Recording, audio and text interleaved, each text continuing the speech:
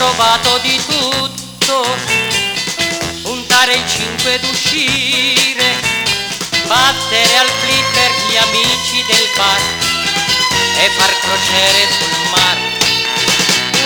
Di cose belle nel mondo, per me ce n'è un finimondo, ma su una cosa non dubito che siate d'accordo con me.